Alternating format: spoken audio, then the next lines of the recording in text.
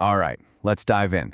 We're going to pull back the curtain on something you probably use every single day, but let's be honest, never really think about, your cable TV. We're going to break down the hidden rules of the remote, the whole system that decides what shows up on your screen and what doesn't.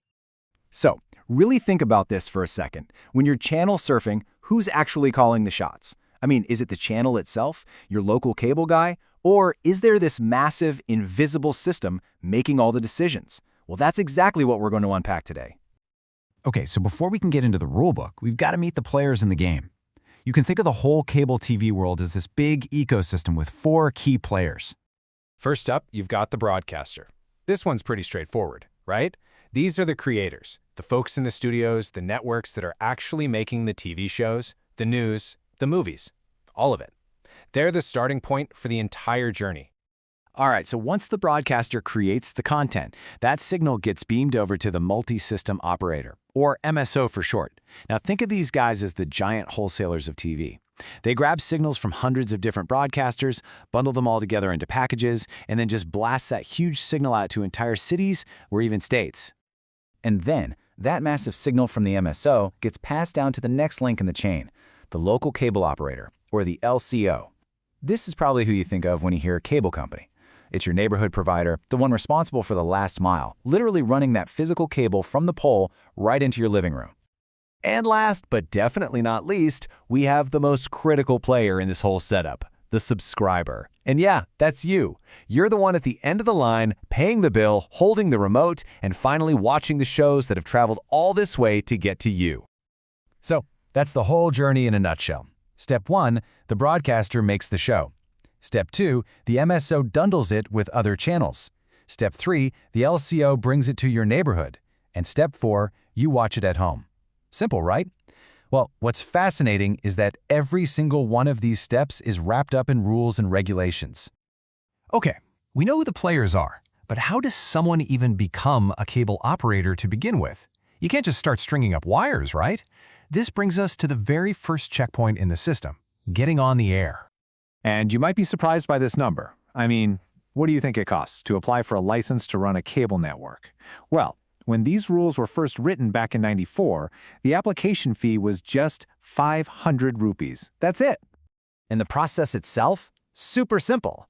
You literally just had to go to your local head post office, fill out a form, pay that 500 rupee fee, and, this is the important part, sign on the dotted line, promising you'll follow all the rules in the Cable Television Networks Act. This is basically the government's entry gate into the whole system. But look, getting registered is just the ticket to the dance. The real meat of the regulations, the stuff that really matters, is about what you can and can't put on the air. And this is where we dive into the official rulebook for content. Now, the key thing to get here is that it's not just one big rulebook, it's actually split into 2. First, you've got the program code, which covers the actual shows, the movies, the serials. And then you have the advertising code, which, yeah, is for all the commercials that pop up in between.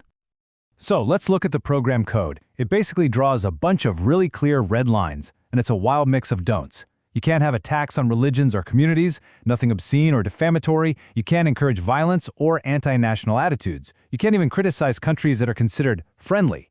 It's all there to make sure broadcasts don't, upset public order and decency.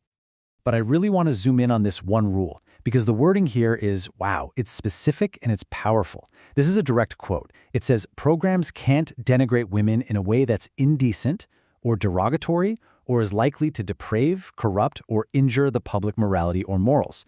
So it's not just a simple don't do this, it's a very detailed instruction on protecting public morality. And the advertising code? It's pretty similar, just for commercials. A lot of the same ideas apply. But you also get some really specific stuff, like a total ban on ads for tobacco and liquor. It also says you can't exploit social problems like dowry or child marriage. And here's a fun one, my personal favorite. It actually says ads can't be excessively loud. So there's a rule for that. Okay, and here's the number that you have absolutely felt, even if you had no idea it was a rule. 12 minutes. That's it. The law says there can be no more than 12 minutes of ads in any given hour. To be precise, that's 10 minutes for regular commercials and 2 minutes for the channel's own promos. Think about it. That single rule basically dictates the pace and rhythm of every show you watch. All right, so we've got rules for who can be an operator and rules for what they can show. But then, in the 2000s, everything started to change. A big tech shift came along and added a whole new layer of control to the system. I'm talking about the arrival of the set-top box. This whole new era was built on an idea called an addressable system. It sounds complicated, but the concept is simple. The cable operator takes all the pay channels and they encrypt the signal. They scramble it. Your set-top box, that's the magic key. It's the only thing that can unscramble the signal, which means the operator can now control or address exactly which channels you get in your specific home. No box, no pay channels. Now, this switchover didn't just happen overnight. Oh no, this was a huge nationwide project. The government laid out a very clear step-by-step plan. First, they'd announce which city or area was next. Then, the big MSOs had to apply for permission and run these big public awareness campaigns for at least 30 days. After that, you, the subscriber, would apply for your box. And only then would they flip the switch, and all the pay channels would go encrypted. So you might be thinking, why go through all this trouble? Well, the big idea behind it all was to give you, the customer, more power. It was all about transparency and choice. For the first time ever, cable operators were legally required to tell you exactly what you were paying for. They had to list out the price of every single channel, a la carte. They had to tell you about all the free-to-air channels. They had to be upfront about the cost of the box and any service charges. It was a game changer for consumer rights in cable TV. So when you take a step back and look at the whole thing, you realize something really important. The world of Indian cable TV isn't some kind of Wild West where anything goes. Not at all. It's actually this incredibly structured system, a journey from the studio to your screen that's regulated at every turn. It's a massive balancing act between business, technology, and of course, public standards. And all of this brings us to one final, really big question. Let's face it, a lot of these rules were written decades ago for a world that's, well, it's not today's world. We now live in an age of global streaming, on-demand everything, where content just bypasses this whole cable system entirely. So the question is, are these rules still relevant?